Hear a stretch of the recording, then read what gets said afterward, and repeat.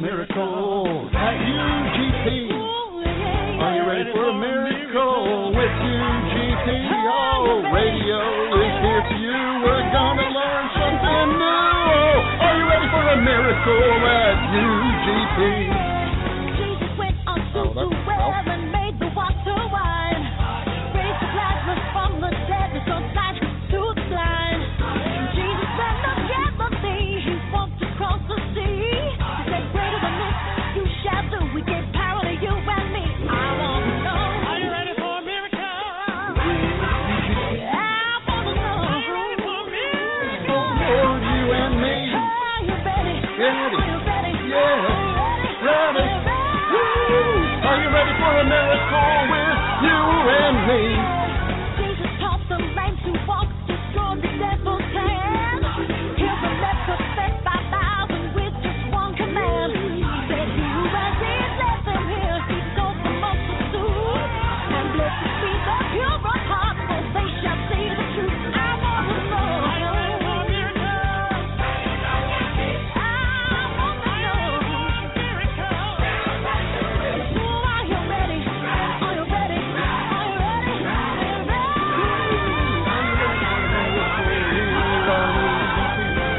Blessed be the ones who mourn, for they shall find their peace.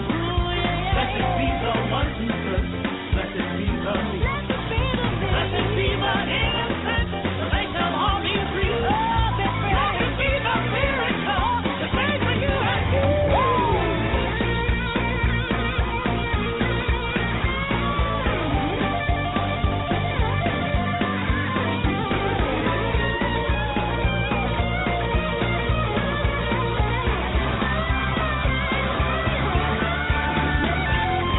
Are you ready for a miracle? Yeah. Are you ready for a miracle?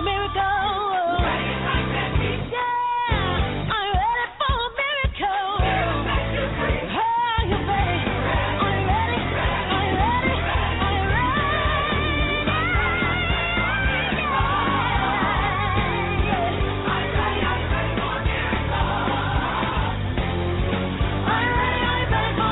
Are you ready? Are you ready?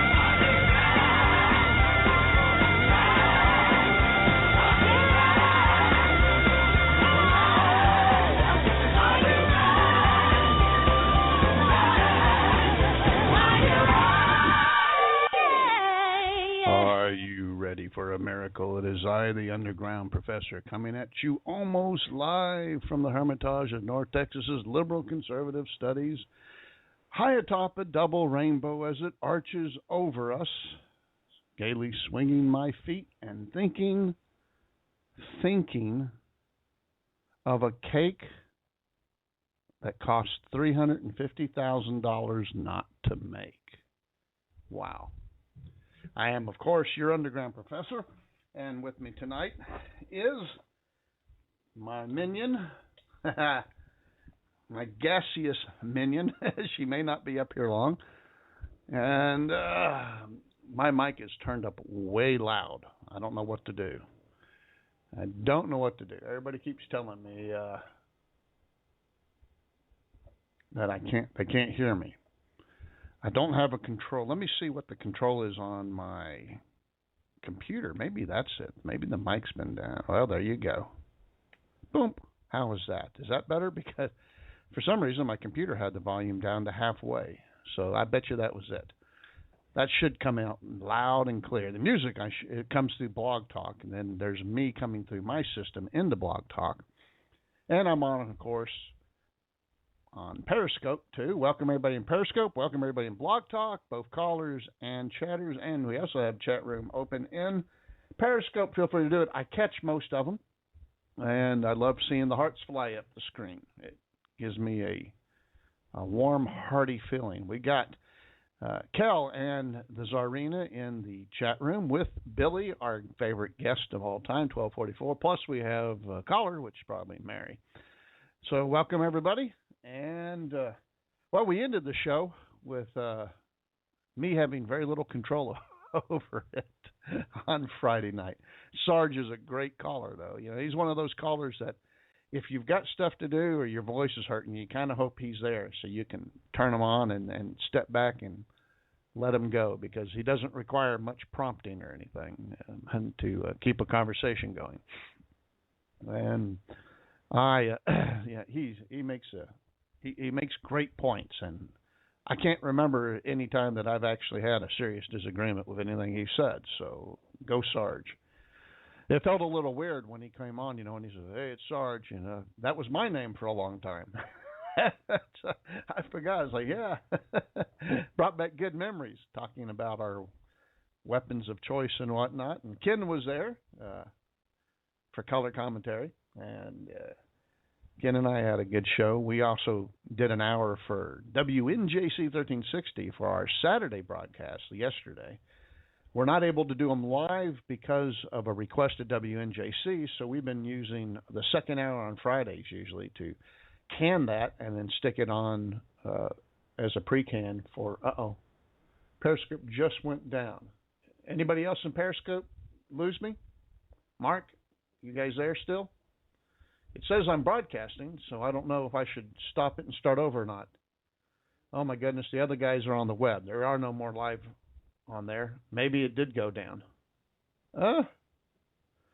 Well, How String Cheese Saved the World is how I titled my podcast one. Or Why String Cheese Can Save the World is the title of the show for radio. Yes.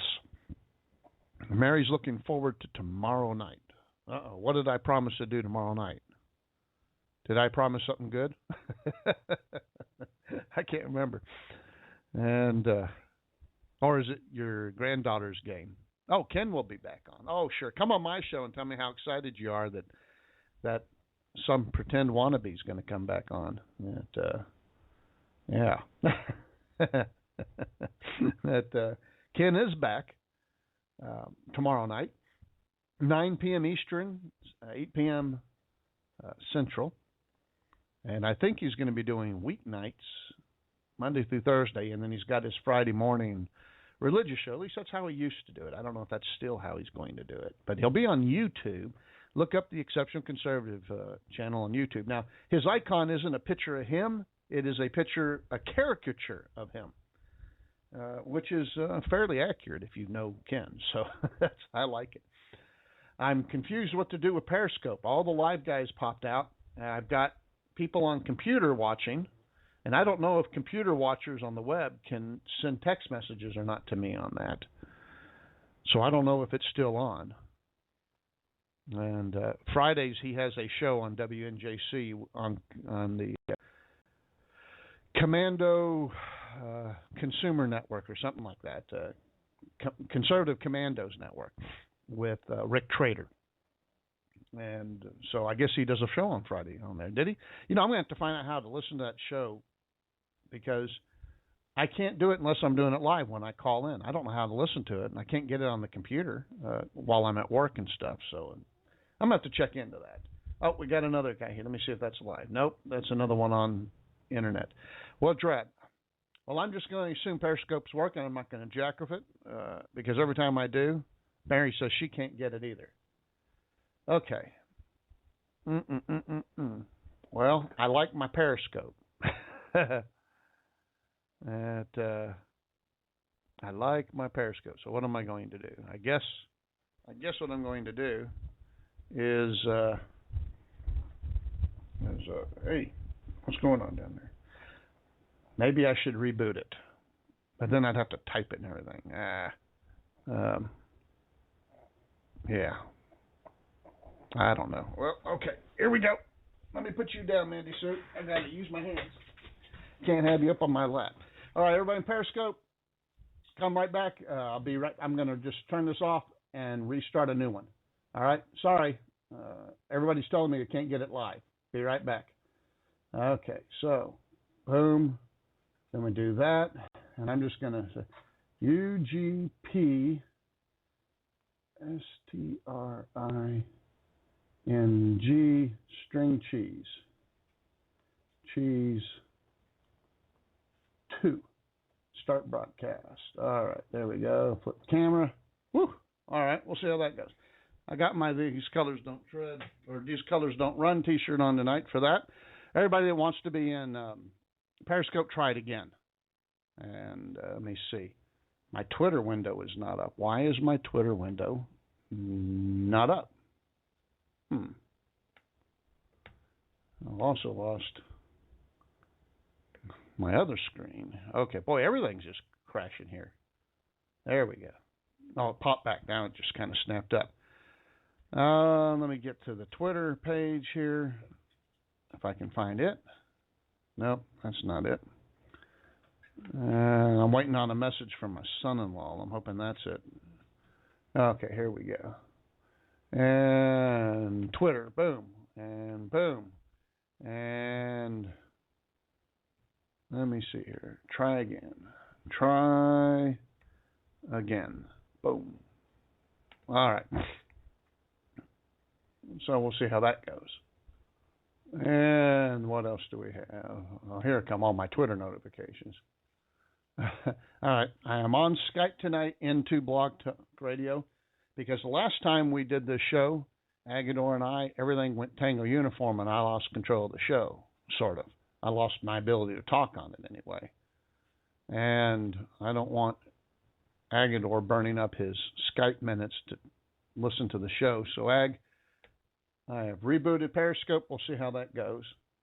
And, of course, none of the guys that were listening to me on the web came back, so I don't know if they were there or not anymore. Maybe they weren't. Maybe it was all locked up. So, okay, we got that. We got this. Tomorrow night's show is on 7 p.m. Central Texas time. And today, the second hour, we will have Agadorable with us going over the way back and continuing part 3 of that series. And let's see, what else? Okay. Ooh, I'm tired. So, okay, well, I will be...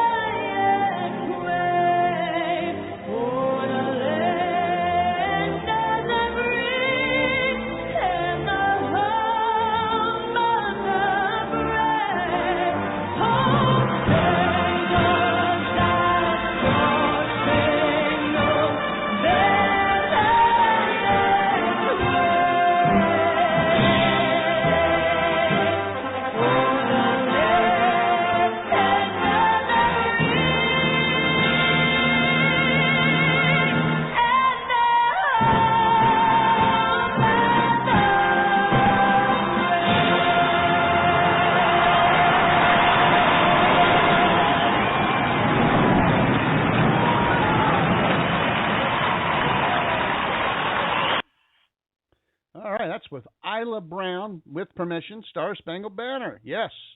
Woo, for those of you worried about me playing stuff that is not royalty paid, I got permission for that, which is why we're playing it.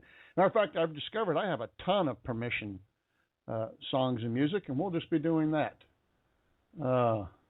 Okay, well, Agador's having some kind of problem. I'm not sure what's going on. I rebooted Periscope. Try again. Okay, boom. So there you go. I rebooted Periscope, tried again, and sent that to Ag. Let's see what happens there. And oh my goodness, I got tons of messages here. And I'm on the wrong page. There we go. You're good. Periscope is working. We'll hit part 2 next hour. Oh, okay. Part 3 next week. I thought he was telling me he couldn't do it. He's just reminded we're on part 2. If I said part 3 today, we're actually doing part 2B. And I just named it part 3. Part 3. We did part 2A. We're supposed to have done both parts of 2, but when I lost control, I didn't bother playing the second part of that. So we're extending it another week and doing part 2B now. So there you go. Okay.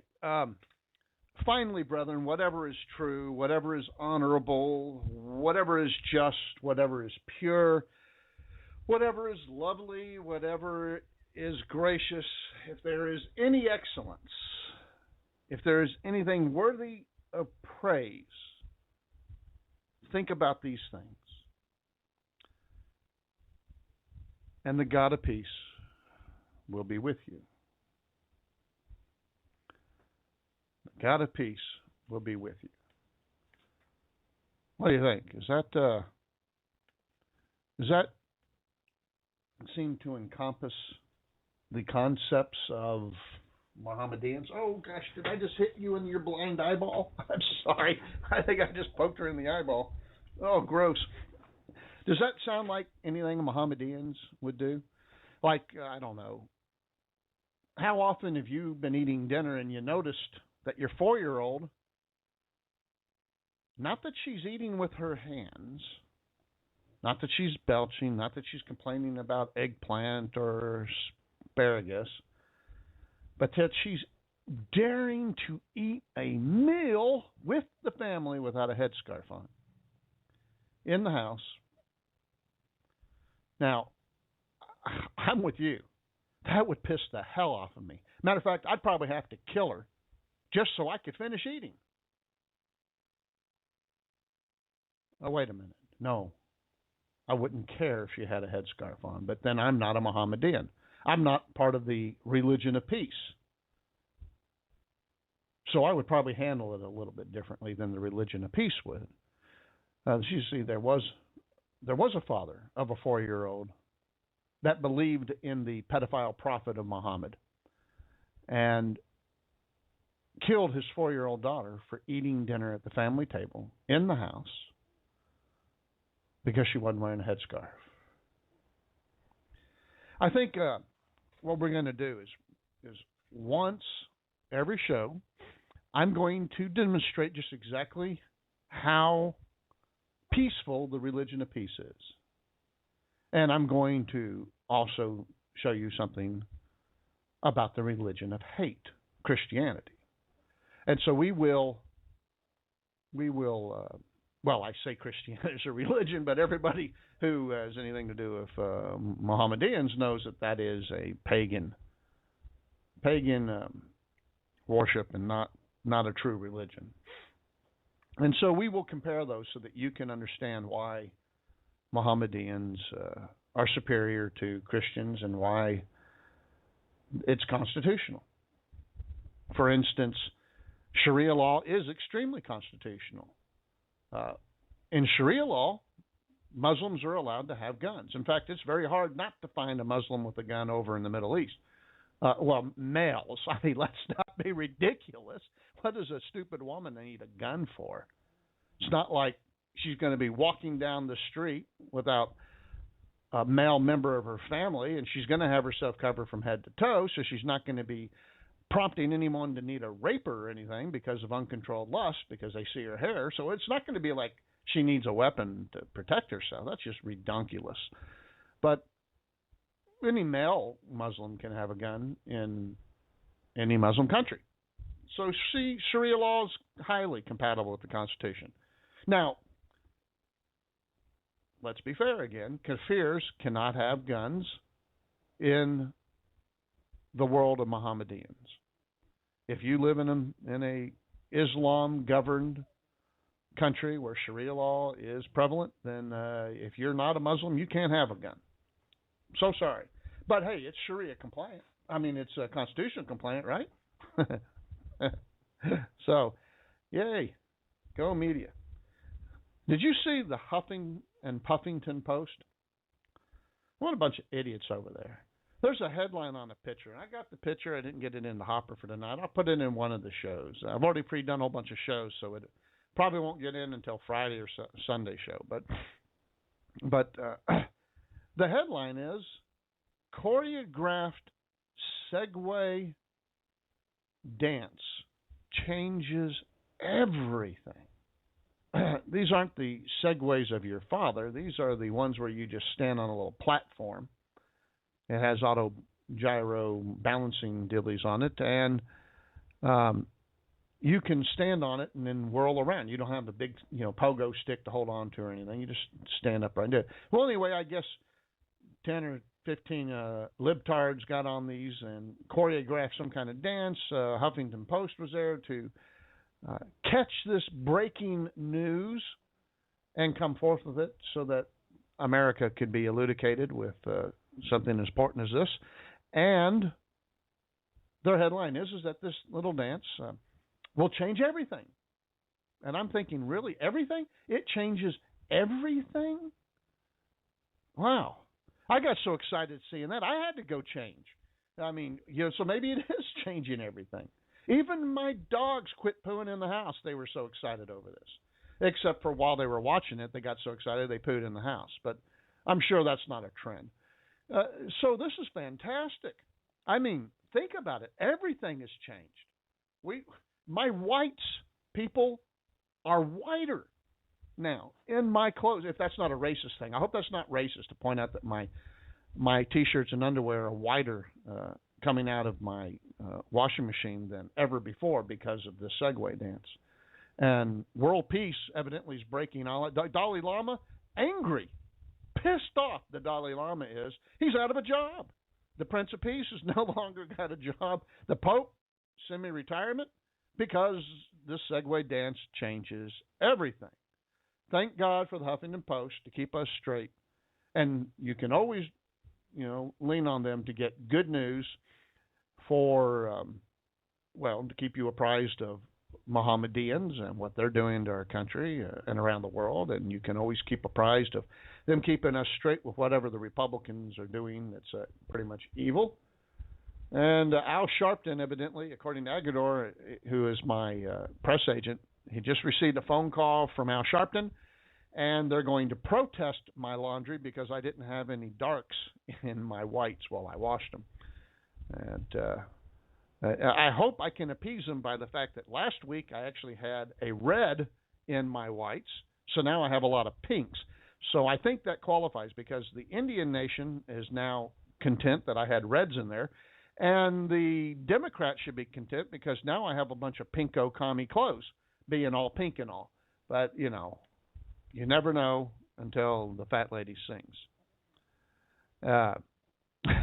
Cal's telling me not to make a joke. It could very well happen. Yes, it probably could. Kills his 4-year-old daughter because she doesn't have a headscarf on. Wow. This is not the same world, people. It's not the same world. And this is coming to us. Why, Professor, do you talk about Shia, Muslims Mohammedans all the time? Well, because they infiltrate, they grow in numbers, and then they take over. And they've done this over and over and over. Let me ask you, I'm going to ask you a question. Jesus was about 30-ish when he died, right? In his 30s. When he was crucified. Pre-risen Christian, or pre-risen Christ. Take a stab at how many Jews were living in Palestine when he passed away, when he was crucified. Now, I know he's risen. Don't be hanging up on that. I'm simply wondering, how many Jews do you think lived in Palestine then? Oh, man, you would not believe it. It was riddled with Jews. Thousands of Jews lived there. And we're talking about at a time where a country that had 500,000 people, it was a pretty big country. There's probably 300,000 Jews living in this country, in Palestine. And now, at the same time, about the time in the first century, about the year 30-ish, how many Muslims do you think were living in Palestine? Yeah. How many Muslims do you think were living in Palestine? Now, the girls in the chat room are trying to get ahead of the professor, and you lose points on your papers when you do that. So, Palestine did exist when Christ was alive. Now, how many Muslims, Mohammedans, Islamists, sheetheads, ragheads, camel jockeys, and any of that, whatever you use as a self-identifier, Arabs even, how many do you think lived in Palestine? Well, none. Maybe there were some Aramaics, people that spoke Aramaic. But how many Muslims do you think were alive in Palestine when Christ was around? The answer is 0. Why? Well, first off, Palestine is a Latin word. It's Roman to describe a geographical area, not a religion like, say, Judaism or Mohammedanism, and not a race like the Jews or the Arabs, and not a language like, say, Hebrew or Aramaic, which was spoken by Jesus. So it was simply the maps in Rome to describe geographical areas. Now, America uses maps, and we Americanize names and stuff. Let's, for instance, let's take some places in America, right? There is land that had different names before we Americanized them, like, say, Texas, right? Well, Texas was called Tejas before. And before it was called Tejas, and this is something I probably ought to go look up, but it had other names. I mean, what do you think the Aztecs called this dirt? They didn't call it Texas. They certainly didn't call this America. I mean, that crap came because of Columbus' screw up. And the whole word Indians came because he thought he was in a different place on the globe.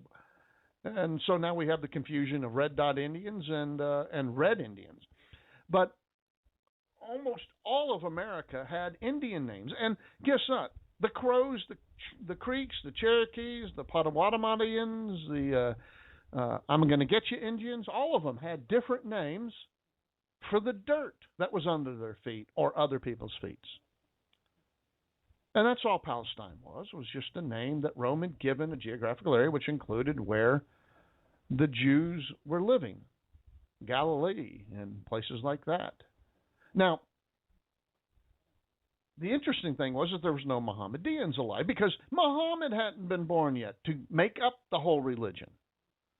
And so we don't have a problem with Mohammedans in Jerusalem at this point, right? Now, okay, great. Now, if that's true, hey, welcome, FM.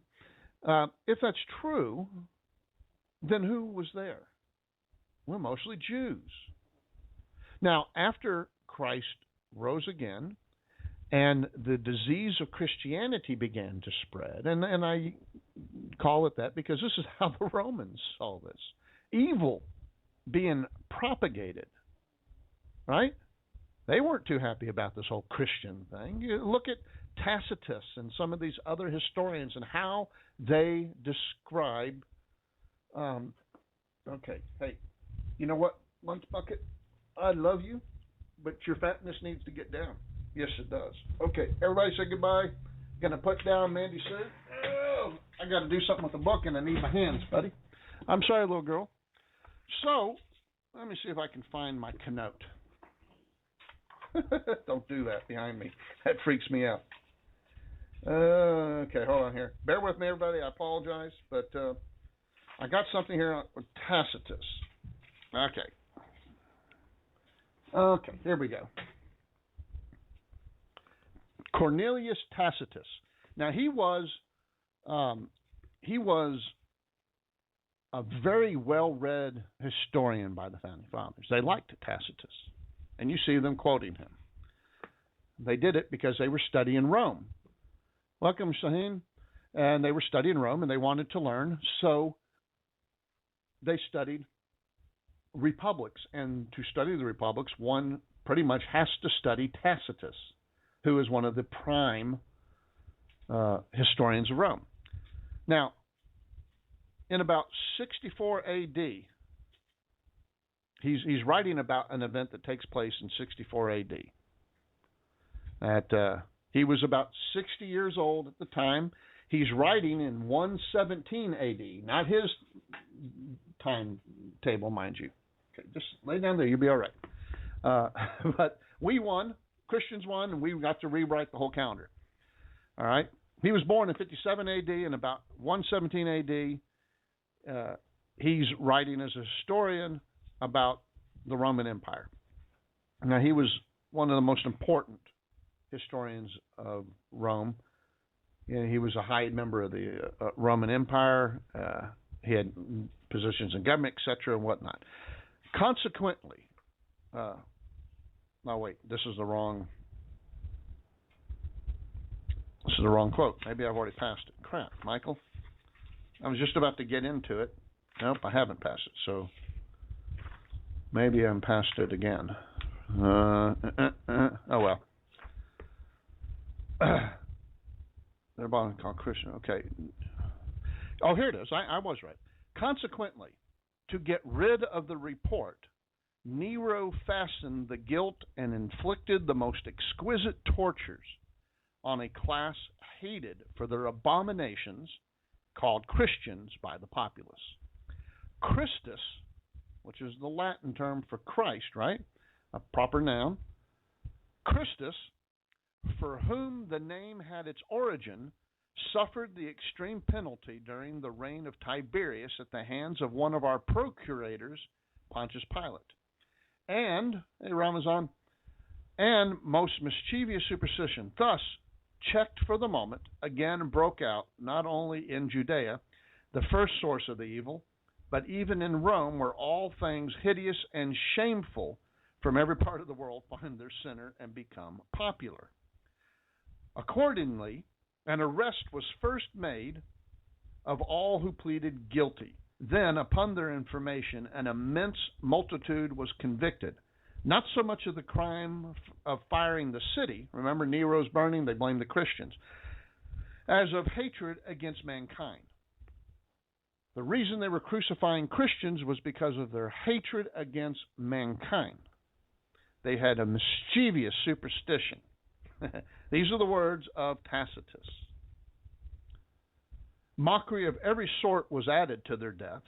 Covered with the skins of beasts, they were torn by dogs and perished, or were nailed to crosses, or were doomed to the flames and burnt, to serve as a nightly illumination when daylight had expired.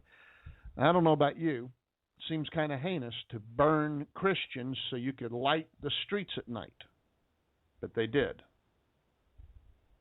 Nero offered his gardens for the spectacle and was exhibiting a show in the circus while he mingled with the people in the dress of a charioteer or stood aloft on a car. You know, he was one of those that pretended he wasn't the emperor and he'd go out with the public and stand with them.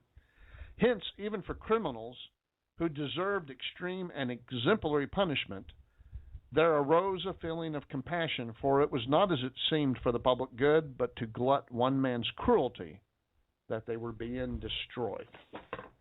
This is the image and the position of the Roman government towards Christians. It's not far different from the position that Mohammedans take towards Christians, not a far different position from the one that the Obama administration has taken towards Christians.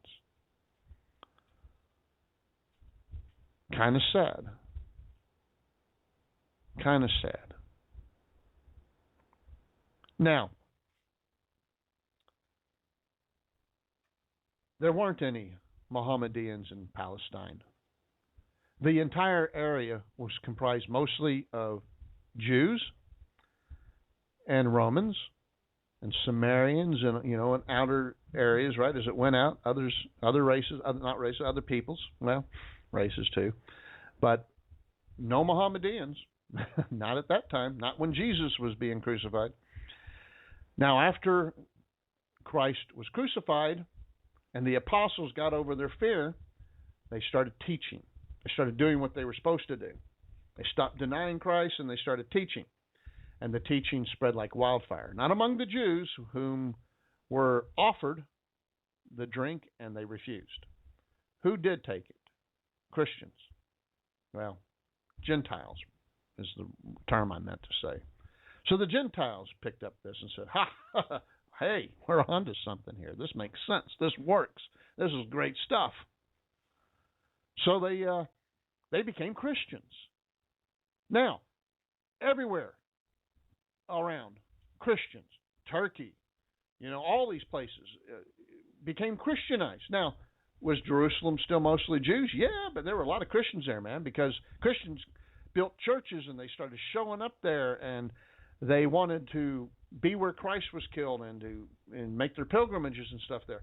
And so this whole area, eventually, after Constantinople and stuff and the changes of the Romans from pagan gods into the Christian gods, and remind you, Constantinople did not make Christianity the state religion as we often hear or say. All he did was made it legal. And from that, it became like a wildfire again. And just as Tacitus and these people feared, Christianity was like a virus, and it took over with its superstition to where now the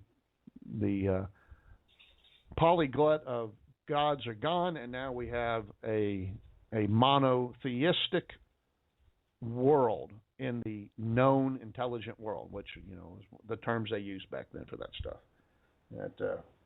I'm sorry. I was out working on the fence and I got some junk in my hair and I can't get it out. I've washed it 3 times.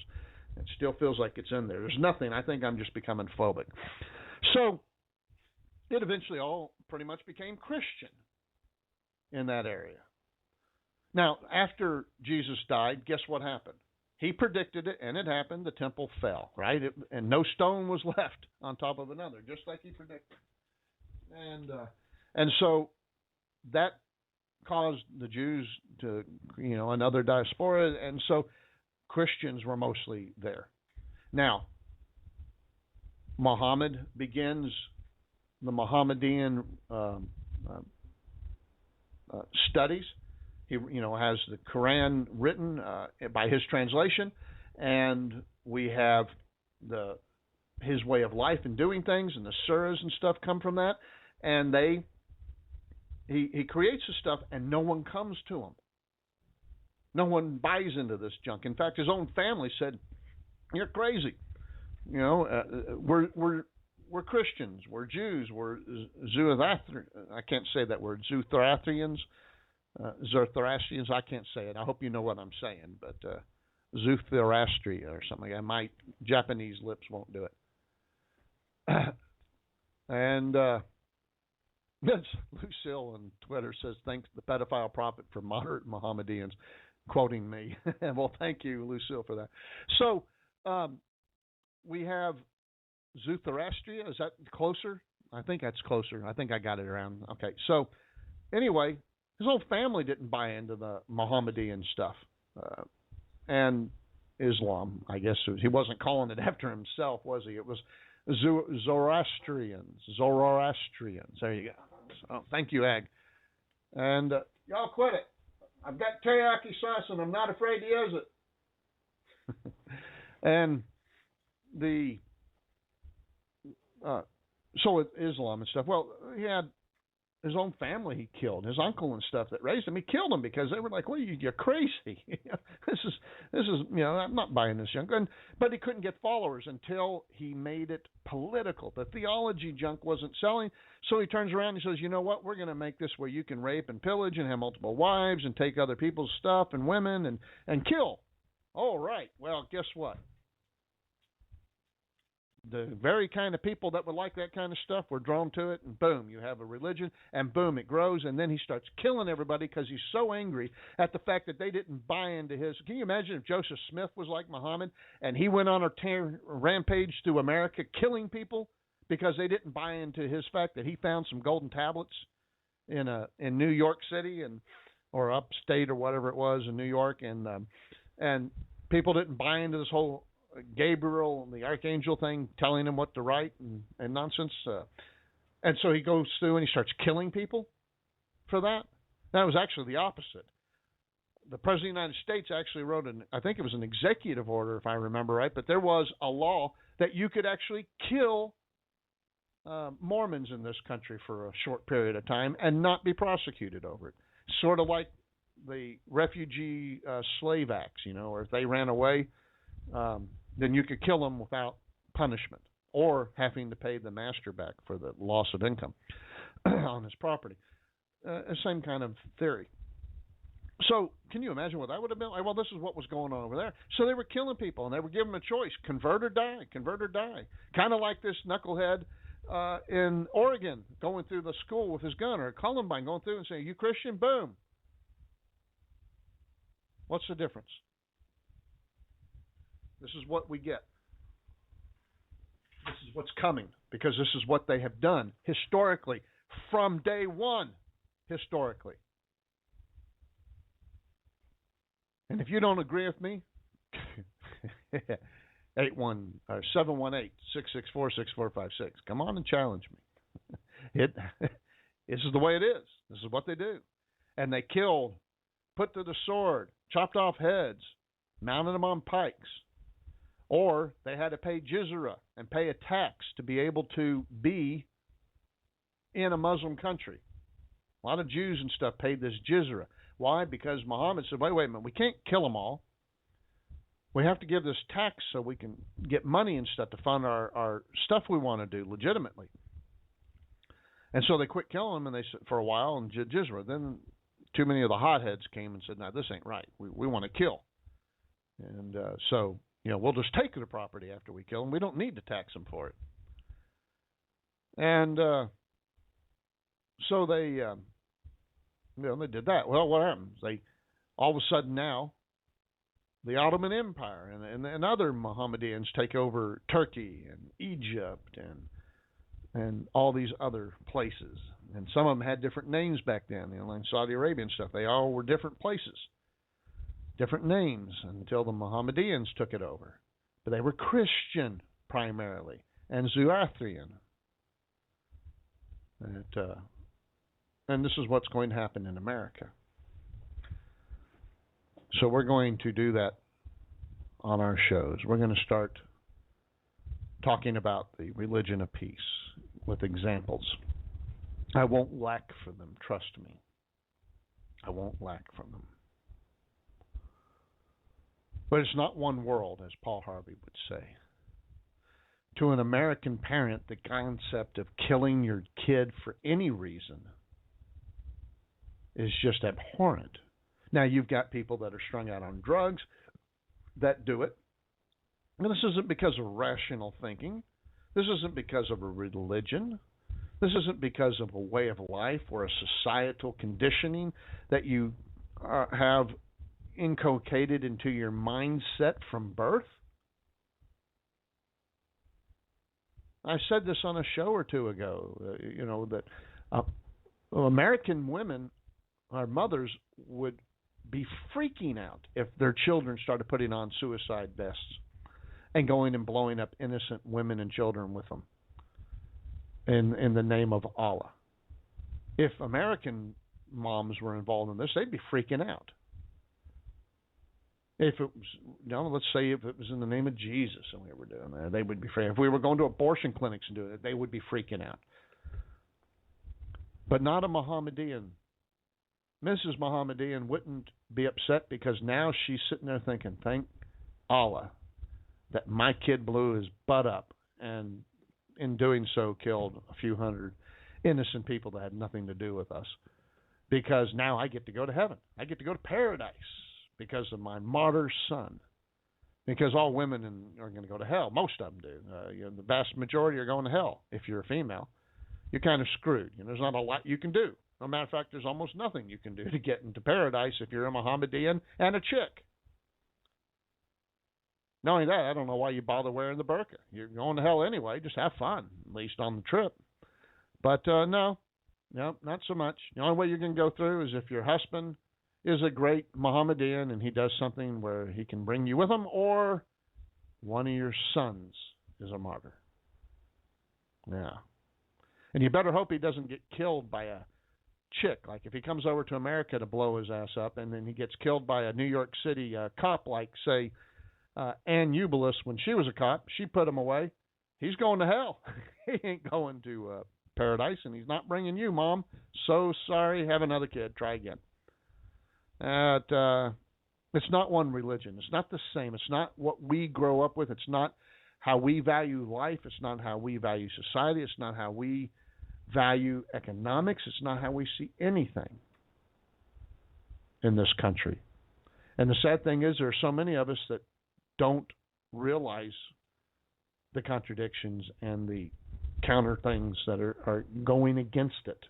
And we so desperately want to go along to get along that we hope that it's a religion of peace. We hope moderates exist. We hope that they want to come and be Americans like the rest of us. And we base it on the fact that throughout the history of this country, people have flowed into here and then they've Americanized. Many dropping their names. Mark, Bob, Sue, those aren't big names over in Japan and other Asian countries, but when they come over here, their kids all got it. Bob Takanagawa or Sue Nakamachi, I mean, that's just not heard of over there. But it is over here because we all become Americans. All of us, pretty much in this country, most of us, had immigrants in our blood somewhere that got us into this country. Mine came over for the Revolutionary War. They found out that the colonials were going to bloody King George's nose, and they said, we're going to be part of this. They got over there, and by God, they joined the Continental Army to do it. Some of my kinsmen were here even before that as Native Americans, or what we affectionately call as Indians. And no telling how they got here. They weren't created here by Almighty God or sprung forth from a totem pole. They were born somewhere at some time. A family member came across a land bridge, probably from where Genghis Khan used to truck along. Ag says, what are women in the Muslim sect that wins everything going to do when there's nobody left to pop out a martyr kid for them? Yeah. Well, not only that, Ag, but guess what?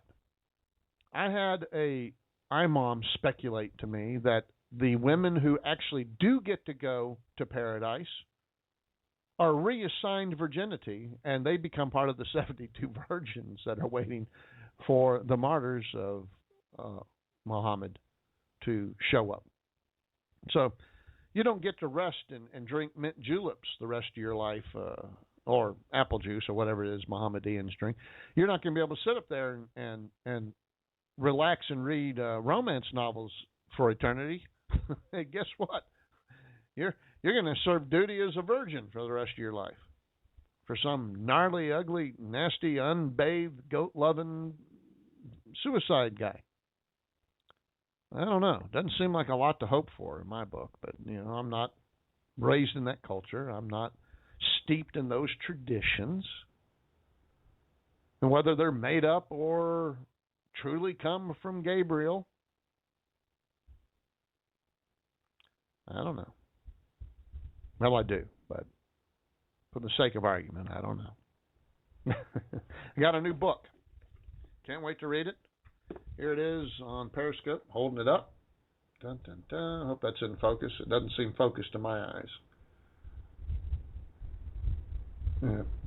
And it's God's Crime Scene. A cold case detective examines the evidence for a divinely created univoice. For you Yankees up there. Universe for English-speaking people. So this cold case detective, Wallace is his name, and I'm not sure if he's related to William Wallace or not. But J. Warner Wallace was an atheist, a seasoned cold case detective, and he decided to look at Christianity as the form of a cold case and to check that out. And I think it's going to be a great book. I can't wait to look at it. And this isn't the first like this. There's others. I can't think of where it is now. Oh, here. Yeah. Oh, sorry, dog. Dog and Winston are being very careful around me because they went on a great adventure. After spending the entire day putting up fencing yesterday, they found another way out. I don't know where or how. And they won't do it while I'm watching. I keep trying to sneak peeks out the windows to see where they go so I can go and seal it off. But they won't do it now because they're afraid. But they escaped. And so instead of getting to church early today, I had to drive around the neighborhood looking and looking and looking. And finally, when I gave up and decided to go to church, I was passing the Section 8 apartment complex where all the criminals live in our neighborhood and saw them trotting along in there. And so I found them, hauled them home, could barely get them in the house. They were so afraid to get out of the Jeep even, but I got them in and then I sent them on. Now, I've got this book too. This book is great for holding doors open. It's very thick, as you can see. It's very weighty. And it says The Footsteps of the Messiah, a study of the sequence of prophetic events. So this is really a cool book. I'm, as you can see, right there in it. I have been reading it. I'm on page 41. And but this thing lays out everywhere Christ went and how it happened and the prophecies and stuff. And that's kind of another cool thing, I think. I can't wait to get into it. But you see, that thing is written for PhDs. And I'm not as smart as some of these PhD people. I wished I was, but I'm not. And so it takes a little working to. Ag asked me, what happens if a woman gets reassigned virginity squad and it's her own martyred son? I'm sure that doesn't bother Mohammedans too much. Up there. And that's interesting too. In the land of Mohammedans, you get assigned all these virgins when you die in paradise, but in Christianity, Christ says, the prophet Christ, according to Mohammedans, Christ says that there is no marriage.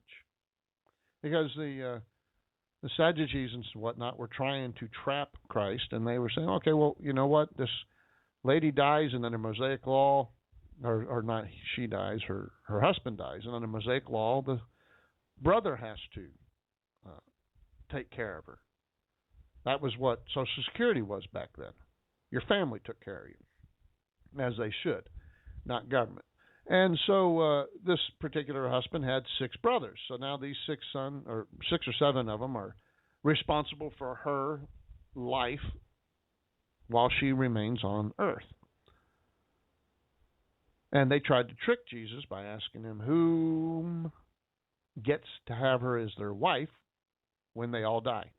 Now, I think that's an awful big assumption that all of them are going to heaven in the first place. But okay, let's just go with that. So they all go into heaven.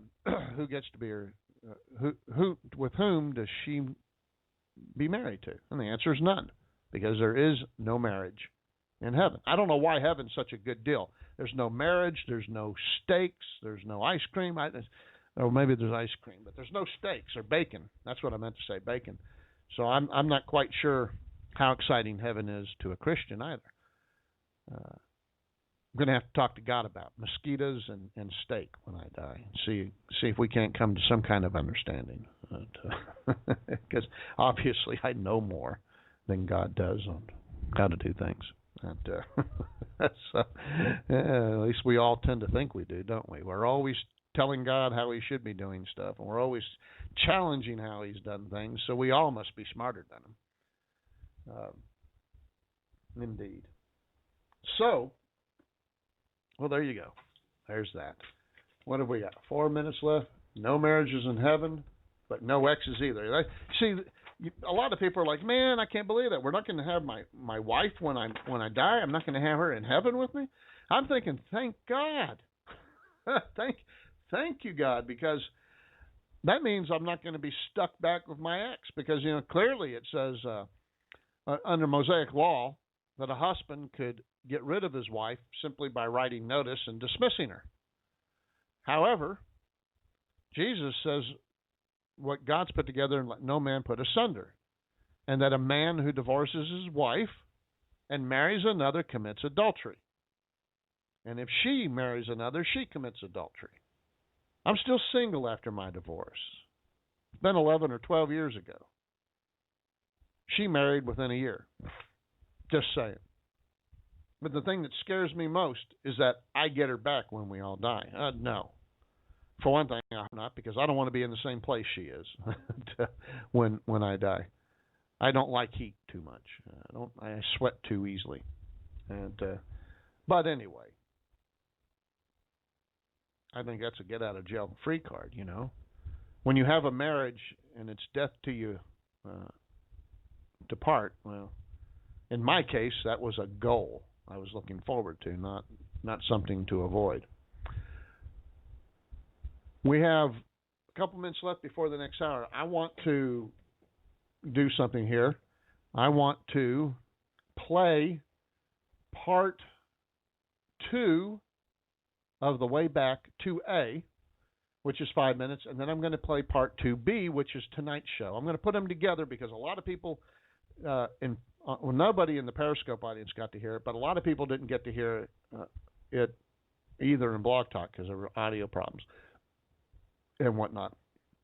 So I'm going to go ahead and play part 2A, and then I'm going to roll right into part 2B, and then I'm going to bring Agador on, and we're going to talk about it. So stand by for action.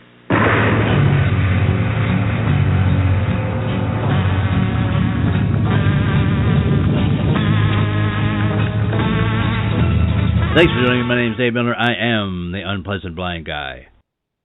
In part 1 of The Way Back, I outlined the problem. Now, in part 2, I give substantive methods that you and succeeding generations can use to help bring forth a new and stronger republic that will better guarantee liberty to the individual. As I said, we have to deprogram our kids because brainwashing is exactly what is going on in our public schools right now. Now, who can do this? I think that this is a great place for churches to help. Churches already do a fantastic amount of charity, and since they're organized, they can take up this task as well. People can bring their kids to the churches, and they can give them proper education, teaching them respect, but also teaching them that some of the principles that they're being taught in the public schools are just plain wrong, and showing the kids why these are wrong, so that at the other end, we will have kids who understand history, ethics, personal responsibility, and respect. And we will also have kids who will understand that they are growing up in a world that increasingly does not believe what they do. We will have to teach our young how to resist the oncoming tide of socialism in a nonviolent and constructive way. And we can do that. That is possible.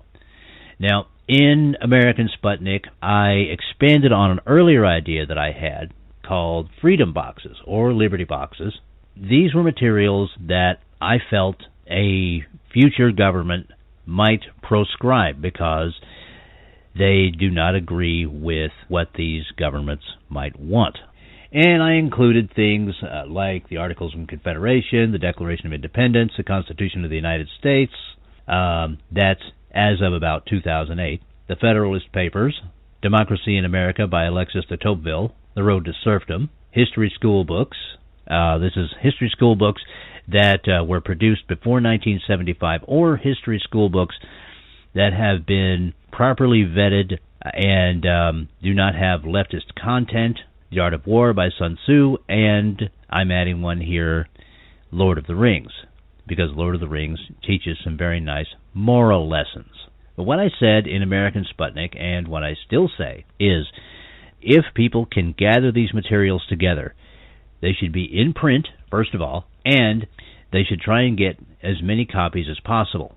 One to save for the future, for a time when the people are going to need to have real blueprints of the kind of government that they can control instead of the other way around, and copies for teaching. Copies for teaching our young. Copies for showing people who have an interest. Because that's what, as Mr. Schlichter puts it, a real insurgency is about in many cases. It's about information. And at this point, the left controls almost all mass media outlets. So we are going to have to approach the problem from the bottom up. We are going to have basic information and be able to disseminate it in a way that can't be tracked by a future government. And while you can easily track an email, you can't easily track a book that you hand to someone. Now, one thing the lefties have been able to do in furthering their cause, and this ties into education as well, is they've been able to develop songs, poetry, plays, movies, TV, things of that nature that have been entertaining and have furthered their cause. Conservatives have to do the same thing. And yes, I am talking about doing this as a long-term strategy, as part of education, because we have to remember that even though we're discussing deadly serious business here, there has to be a fun aspect to things. People can't be on a conflict footing 24 hours a day, 7 days a week. If that happens, you're going to go crazy. So, you have to find ways of entertaining people while putting out the message. And notice I said entertain before I said message. That's what the left does, and that's what the right needs to do. Now, this is not easy to do, and the left have far more practice at this than we do. But that doesn't mean that we can't learn, adapt, and do these things ourselves. And that means that, again, this goes back to doing what you can do. That means that writers who can put together fun stories should write. That means that people who can play music in bands, good music, should go out there and play and try and sell their stuff. That means that visual artists can use their talents. It's all about education. And yes, it does begin with our kids, but it continues with adults. As I put in American Sputnik, education never ends. Now, I talked about the inevitable backlash of the left, and this has already begun because, of course, there are people out there on the right who are already beginning to adopt long-term strategies and short-term strategies, and the left aren't stupid. They can see this, and they're beginning to counter it already, and they have considerable means to do that. Now, one thing I've thought of in the past week or so is that, yes, we should get out there as much as possible, whether we do it through the net or in person or whatever we do, and advocate for personal liberty. And we should save materials for a time when the people will search for a direction because the unsustainable socialist government that they will have been following for generations will have fallen apart. And we have to be ready to come out then and say, this is the direction to take. But because of the backlash from the left, there are going to have to be some of us who are going to have to remain silent. See, the thing about making yourself known to the left, and this, frankly, was one of the things that held me back from doing a show or whatever the hell you call this thing, is that the left will see you, and that will paint a great big target on you. We should keep on for as long as we're able to keep on. That's a tactic. We shouldn't shut up until we're forced to, all right? But it's a good strategy for some, a few, to educate themselves, arm themselves with the materials that I spoke of, not with guns, but with educational materials, and wait in the background and not be targets of the left. Because I feel that there will come a time when it is almost certain that those of us who are speaking out for personal liberty are going to be silenced. And many of us, in fact, I think most of us, are not going to just go away when the left tells us to shut up. That's what's going on now. we're going to wind up getting a harder nudge at some point in the future. So we have to make sure that there are some people who are educated who say nothing in any form of media. This will ensure that however bad any future government gets, that there will always be a few people out there ready to show the people the way towards personal liberty from socialism. Now, that's all pretty speech and everything, but how do you disseminate information in a world controlled by an overreaching government? I mean, when the internet is no longer accessible to people on the right, how do we get information back and forth to each other? It's certainly going to slow down. Get ready for that, folks. Right now we enjoy information exchange at a level never dreamed of in recorded history. But the left has its way. That's going to slow down. So how do we do it? How do we get information from one person to another?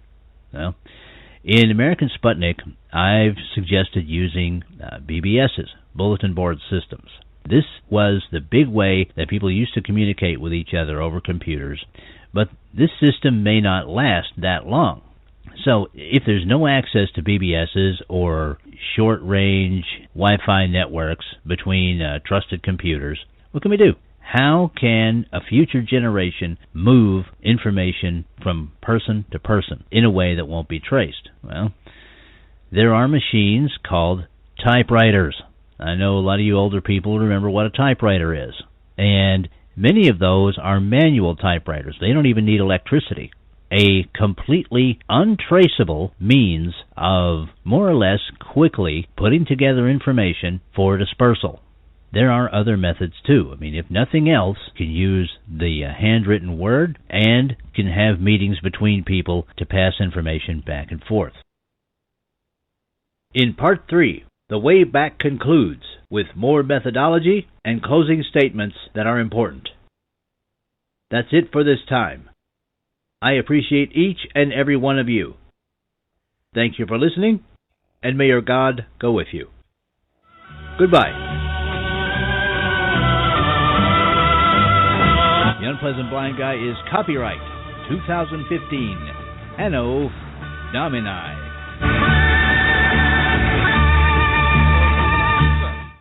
Pizza. Yes, may your God go with you. That makes more room for my God, so go ahead. See ya. Bye, gods. Let bygods be bygods. All right, Ag, are you back there?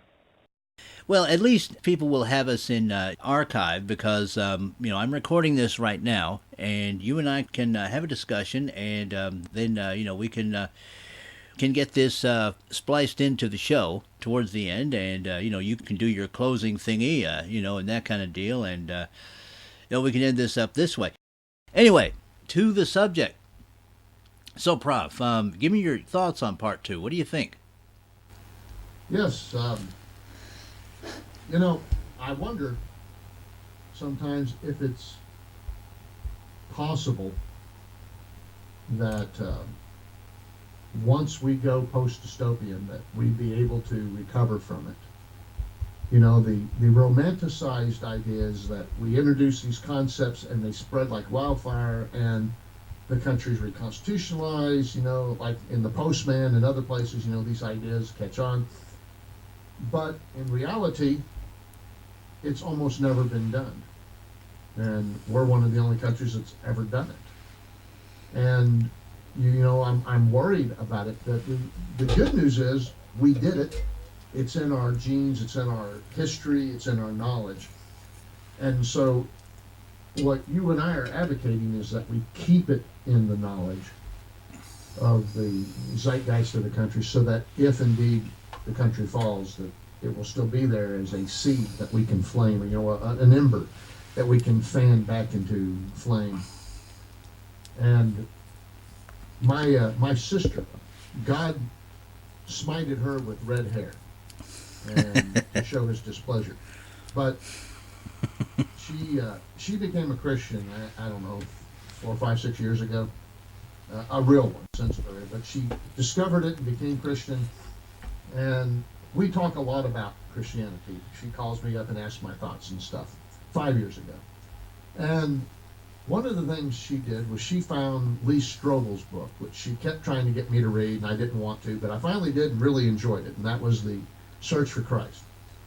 And what she did is she bought a crap load of them on Amazon, the paperbacks, that only cost $1 or $2. Right, yeah. And then she sends them to friends that she thinks should read it. And so she seeds people's thinking process with that kind of book. And when you were talking about this, that's what kept coming into my mind was, buying extra books. Case for Christ is the book title from Lee Strobel. Usually I can't remember the name of the author, but I do remember the name of the book. Today it's the other way around. But so she starts doing these things, and she seeds it that way. And that's what I was thinking of when you were talking, was that perhaps that's what we ought to do, is to buy a whole bunch of books of Common Sense by Thomas Paine so that we can hand them out. Or, those pocketbook constitutions you see people giving out. Maybe we ought to create cliff notes and put them in something like that and pass them around. If the world were falling, you could go out into your yard and dig up the time capsule and pull out 5,000 copies and start handing them out and have a revolution. I don't know. I think that's interesting. It's not a bad idea. And you look at history, and you look at how Common Sense, and let's face it, other revolutionary in their time documents did have a huge impact on the people of the times. It was that sort of thing that fired people, the ideas, because of course the ideas weren't there. I mean, it has to be said, most Americans who weren't learned probably didn't know a thing about the Roman Republic or the various stages that got them to pre-revolutionary times. And they needed to be informed of these ideas. They needed to be informed that something other than the British monarchy had been done before, and not just vague things that they might hear about in church and stuff like that. Say, for instance, the pharaohs and things like that. This was all monarchies. They didn't really know that there could be another type of government where people could actually have power in their hands to govern themselves. So, yes, it's a thing that I haven't thought of, saving up masses of these things. And I didn't do that partly because I wanted this to be something simple that people could do themselves. Now, if there are others who want to do these sorts of things, I think it's a good idea. I think it's a great idea. But I'm very much a fan of the keep it simple, stupid school. Yeah, because if people can gather those materials together for themselves, and save that little time capsule and teach with others, then that's great. But if there is somebody out there that wants to buy, say 100 copies of the Magna Carta and the Rights of Englishmen and the Articles of Confederation and so on, and put those together in a big box and save that for a future time when they might be needed, hey, who am I to stop them? I think it's a great idea. But it's an idea that costs money. And that's another reason why I kind of tried to keep things simple, because nobody's got a bloody dime these days. And part of that is due to one thing, I think, which is that we're in our repressive government does not want us to have money. That's why, for instance, they went after the prominent members of the Tea Party movement. That's why Lois Lerner and her bunch did that.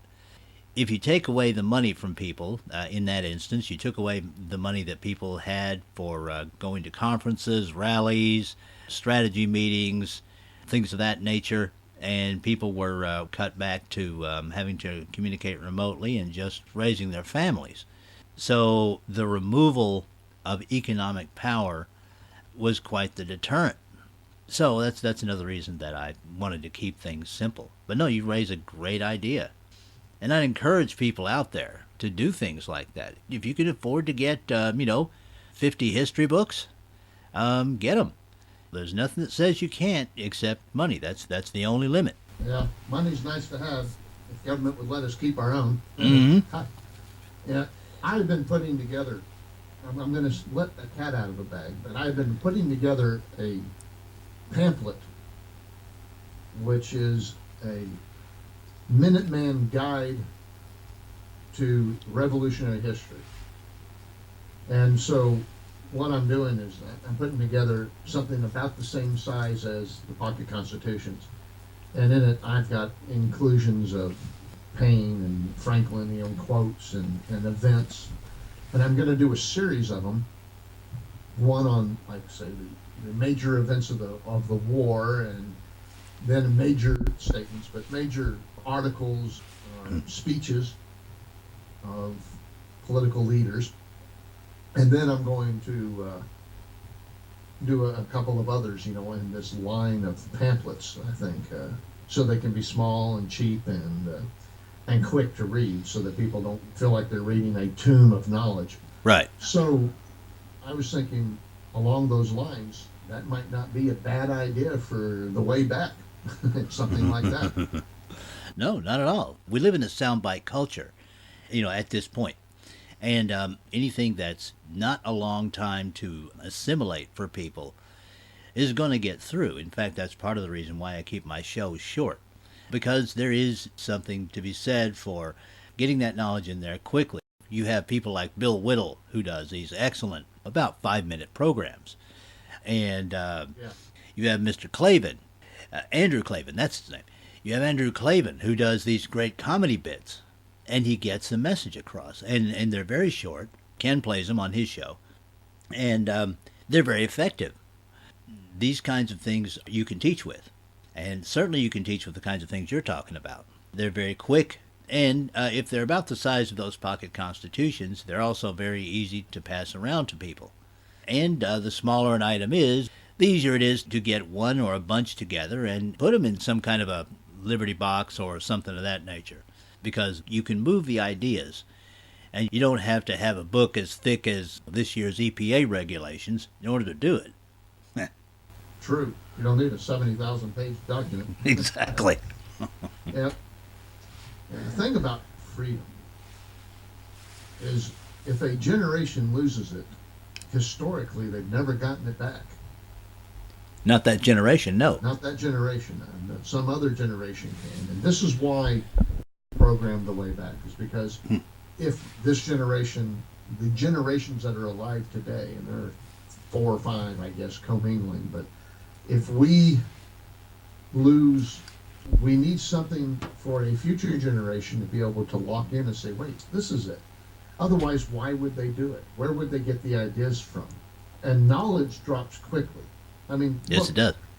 We have our government telling us that we're not bombing places in the Middle East, just like they did under Richard Nixon when they said we weren't in Cambodia or Laos, and that kind of crap. Right. And, which, by the way, while we were not doing that, my uncle was killed in action, bombing exactly where they told everybody they weren't doing.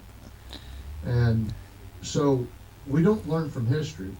Most of the people alive today don't even remember that happened during Vietnam. And so they don't understand that their government's repeating history over and over and over on them.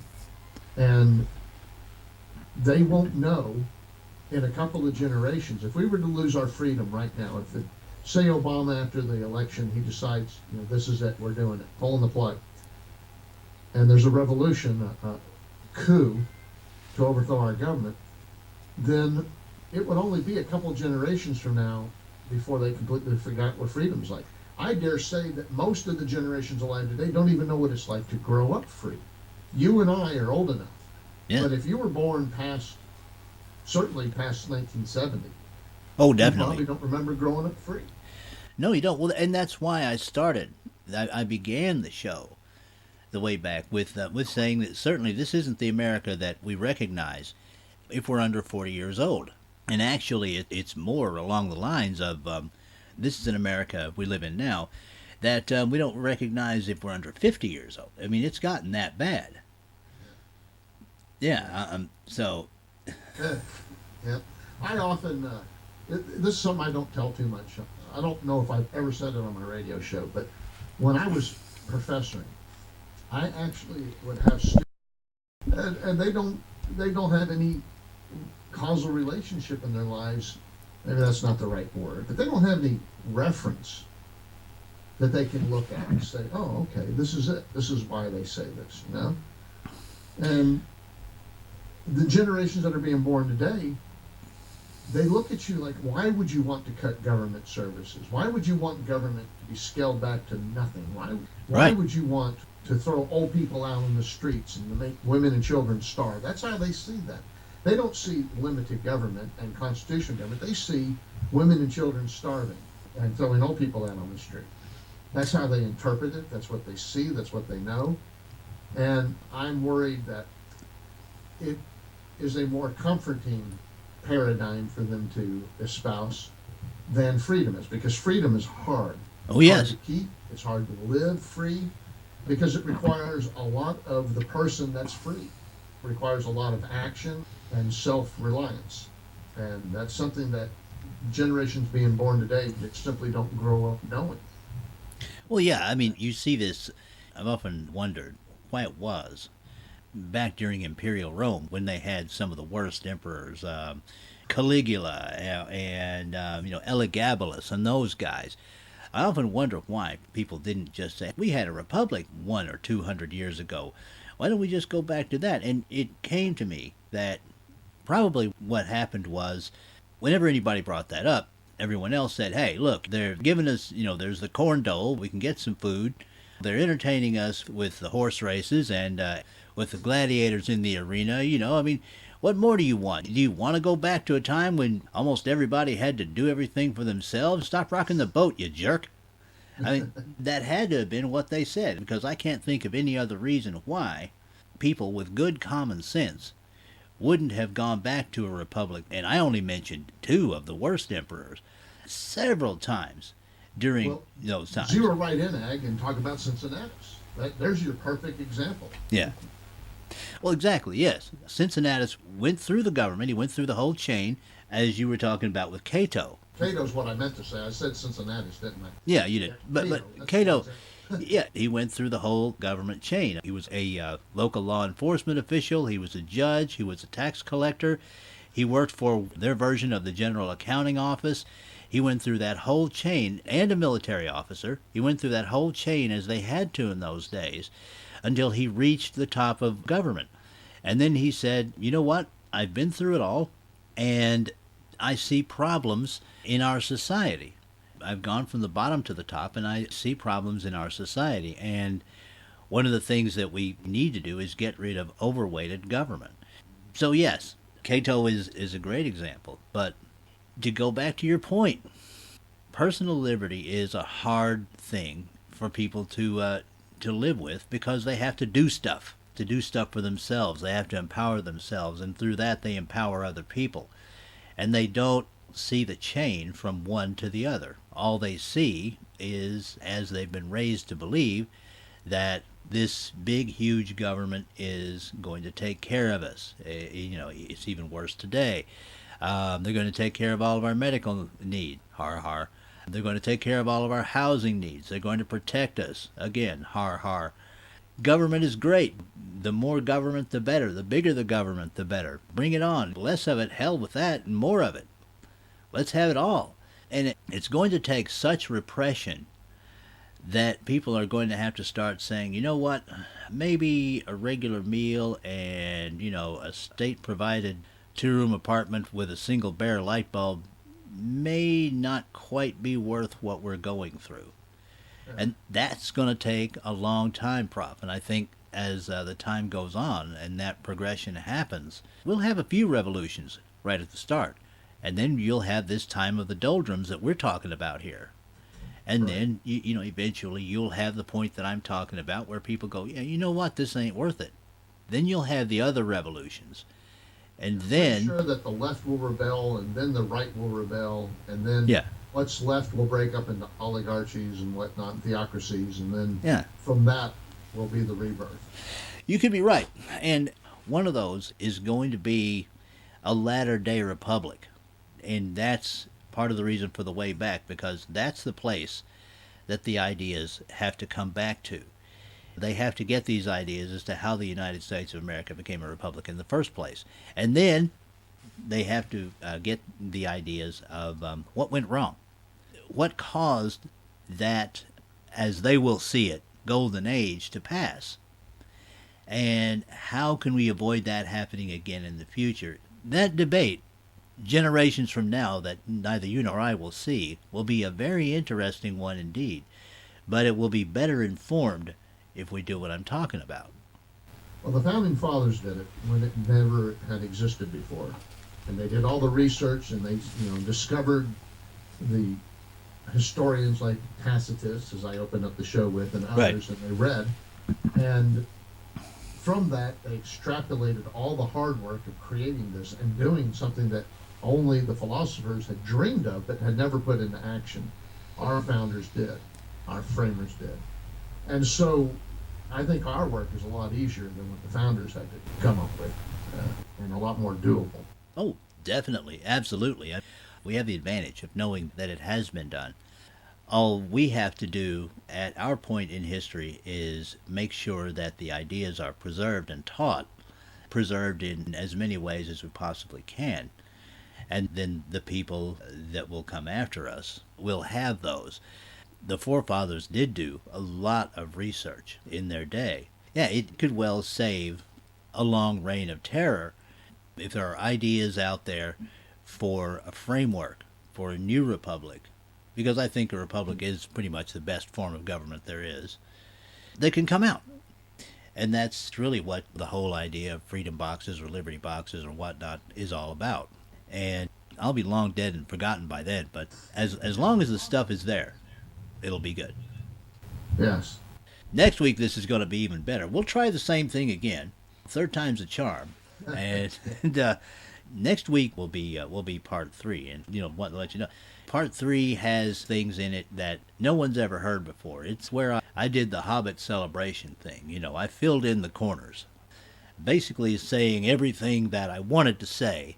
Also want to come back here and have a good discussion about it, because you have a very good bead on things historical and things constitutional, and that's going to be something else that's going to be needed.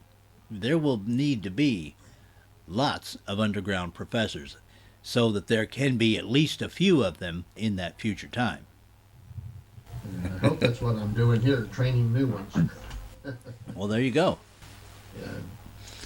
And I mean that because I'm told there's a lot of homeschool students that are told they have to listen to this show, and so that's good news to hear, because that means that these are the ones that are going to be the new apostles of freedom, going forth to spread it when things go bad. Yeah, going forth to spread it, or laying back and saving it. Either one. That's going to be something else I'm going to cover in part 3, because we can't all go out with the good word and tell people, because you've seen how oppressive the government is, and you've seen how oppressive our society has become. Yes. I brought this up on EDL Radio, just the subject of the killing of the Christians in Oregon. This is the end result, in my opinion, not only of Muslim extremism, but of leftist extremism, of the leftist disdain for Christianity, because Christians don't necessarily like everything that they're for politically. So they've been slowly and gradually over the years morphing Christians into a group of people that it's all right to disparage and make fun of and do anything else to that comes to mind at close range. Right. And I really believe that even if this guy was not a Muslim convert, I think that the progressive left has to share some of the blame for this individual hating Christians enough to the point where he felt like he could just execute them. The left has made it a hostile environment for Christians. And the political correctness has made it where that's the only safe thing you can do is make fun of white heterosexual males and Christians. Oh, yes, absolutely. And as that happens, look at people like you and me who advocate constitutionality and personal liberty and things like that. Well, we're always being portrayed as people with tinfoil hats and alarmists and people who are just plain crazy. I'm trying to think of who this was. I don't think it was Dinesh D'Souza. Someone made a conservative film, and a judge ordered him to have psychiatric counseling as part of a sentence. And I cannot remember for the life of me who that was. But That is part of it right there. It's the beginning of re-education camps as well. We're being increasingly marginalized when we're the ones who want to show people what they can do to gain power for themselves and, in the end, enrich themselves and others. That's part of the atmosphere we find ourselves in, and I think that was what I saw early on. I don't know if you heard any of my commentary from last week, but that's what I saw coming early on.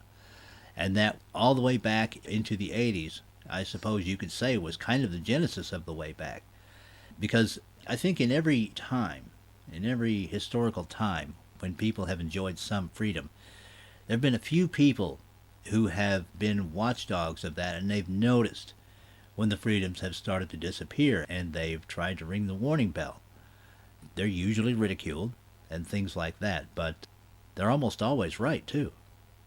Well, Prof, let's see. You've got like 8 minutes left, more or less. So what I'm going to... Yeah, about that, yep. So what I'm going to do is I'm going to say thanks to you for allowing this discussion on the Way Back, and look forward to next week. And yes, the third time should be the charm. Hopefully Blog Talk will cooperate next week. As for everybody else, my name's Dave Milner. I am the Unpleasant Blind Guy. Please check out the Way Back and my regular show on Spreaker.com. You can also hear me on Pundit Press, along with the Prof and many other great podcasters. Please give that a listen. And again, Prof, thank you very much. I'm going to let you close out your show. I'm still recording, so you can close out your show and all that stuff, and we'll take care of business. And go Cowboys! Yay! And the Rangers also swept. They're in the playoffs now, at least. So there you go. I grew up many years thinking that would never ever happen, and now we've done it again. Amen to that. Yeah, I'm going to be contacting Blog Talk tomorrow to find out why this keeps happening, so see what they say. And after we get through it's all my cookies or my computer or my stuff, then we'll see what they have to say. Well, there you go, yeah. And you can also mention to them that my computer can't even see Blog Talk Radio.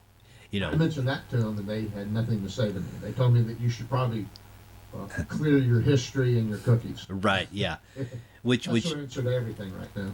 Right, yeah, and that doesn't work at all, because when you can't even run a trace route and get to the server, that completely bypasses any browsers or anything of that nature, so they have serious problems. But thanks, Prof, for allowing me to be on, and take it away. All right, that was adorable.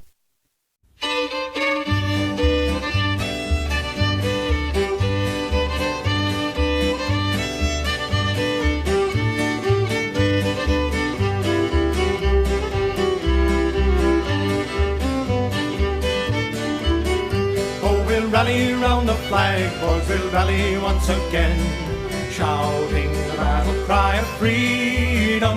And we'll rally from the hillside, we'll gather from the plain, shouting the battle cry of freedom. The Union forever, hurrah, boys, hurrah! Down with the traitor and up with the star. While we rally round the flag, boys, we'll rally once again, shouting the battle cry of freedom. Oh, we're springing to the call for 300,000 more, shouting the battle cry of freedom. And we'll fill the vacant ranks of our brothers gone before, shouting the battle cry of freedom. The Union forever, hurrah, boys, hurrah! Down with the traitor and up with the star. While we rally round the flag, boys, we'll rally once again, shouting the battle cry of freedom. We will welcome to our number the loyal, true, and brave, shouting the battle cry of freedom. And although he may be poor, he shall never be a slave, shouting the battle cry of freedom. The Union forever, hurrah, boys, hurrah! Down with the traitor and up with the star. While we rally round the flag, boys, we'll rally once again, shouting the battle cry of freedom. So we're springing to the call from the east and from the west, shouting the battle cry of freedom. And we'll hurl the rebel crew from the land we love the best, shouting the battle cry of freedom. The Union forever, hurrah, boys, hurrah! Down with the traitor and up with the star, while we rally round the flag, boys, we rally once again, shouting the battle cry of freedom.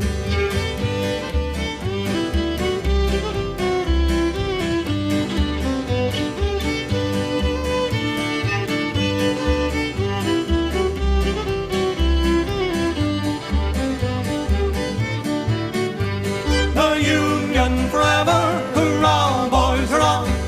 Down with the traitor and up with the star, while we rally round the flag, boys, we'll rally once again, shouting the battle cry of freedom. I am your underground professor. This has been copyrighted in the year of your Lord and mine, 2015. Via con carne for the Agadorables and via con toodles to the rest of yous. Good night, everybody.